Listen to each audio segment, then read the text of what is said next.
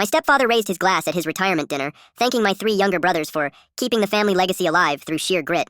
My youngest brother, Julian, smirked at me. You could try to smile, Leo. Not everything is a competition. I looked around the table, wondering if collective amnesia was genetic. I was 12 when my dad died, leaving Mom broke. 3 years later, she married this man, who brought nothing but debt and a bad back that conveniently prevented him from ever working. At 15, I became the ghost provider. I worked 40 hours a week at a bakery, scrubbing industrial ovens until my hands bled, just to hand cash directly to our landlord so we wouldn't get evicted. I lied to social services to keep us together. I skipped my high school graduation because Julian got arrested, spending that night at the police station begging for his release. I surrendered my youth so my brothers could play sports and go to college.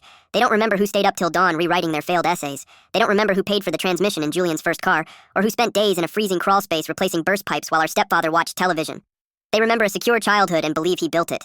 Now as adults, nothing has changed. I still manage Mom's property maintenance. I bailed my middle brother Marcus out of a predatory loan last winter. I even structured the financing for Julian's business. Yet because I demand accountability, they call me cold and controlling. I set my glass down hard. Legacy? He hasn't paid a single mortgage payment on that house in 20 years. Julian frowned. Don't ruin his night with your bitterness. He did his best. I laughed. His best was sleeping while a teenager paid his property taxes. I built the foundation you're all standing on. The table erupted. Marcus called me a narcissist. Julian claimed I always needed to be a martyr. Mom started weeping. I stood up looking at the boys I raised. You think I'm the problem? Done. No more free labor. No more financial bailouts. No more fixing your messes. Figure it out, Julian scoffed. Good. We're sick of walking on eggshells anyway. I walked out. 4 weeks later, winter hit. My phone started vibrating constantly.